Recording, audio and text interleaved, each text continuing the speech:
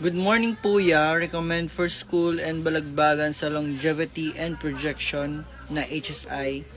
I got you. Okay, so I'll be giving you 3 recommendations which is good for mainit na setting, and then 3 recommendations which is good for malamigan na settings.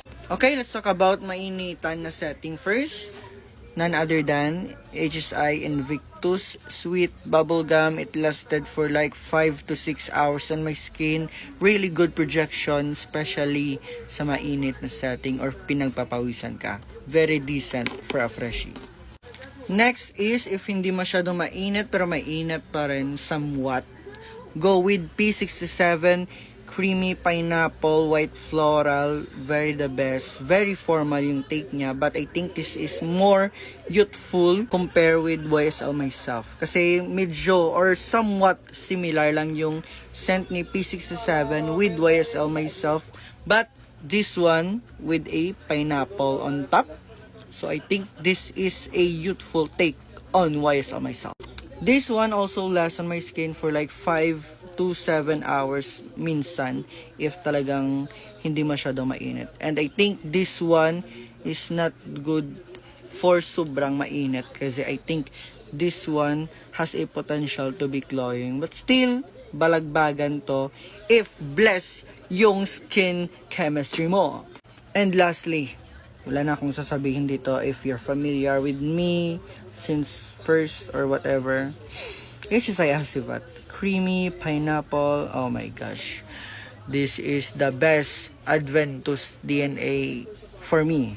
That's the best! Anyway, longevity nito, 6 to 7 hours on my skin. Projection, balabag sa initan. Oh my god. Hindi ko to top 1 for no reason. Basta the best to. Okay, let's talk about cold setting naman, or if especially if you're at AC or air conditioned. So, first, none other than Bianco Latte. Very good projecting. Yung projection niya talagang longevity. This one lasted for like 7 to 8 hours on my skin. Very classic. Top 1 gourmand ko in HSI. Next is, of course, very underrated for me, Naxos. You've got that honey lavender. Oh my gosh, talagang sophisticated. Amoy yayamanin ka if you use this. Similar performance with Bianco Latte, 7 to 8 hours on my skin. Projection niya above average. Can't go wrong with this one. Ganda makasiyad.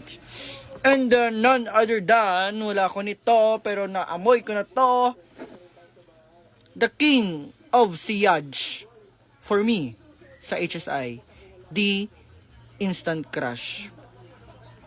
Wala akong masay dyan. Actually, even though top 1 ko to, yung Bianco Latte, and almost top 1 ko si Naxos in terms of gourmand, pero Instant Crush, bro. Talagang balilieg yung mga tao if maamoy ka nito. My friend, my co-workmate has Instant Crush. Talagang kina-question ko if which is which. Bakit pa ako bumili nito? If yung HSI grabe talaga in terms of, you know, that siyaj. Tsaka projection. The best.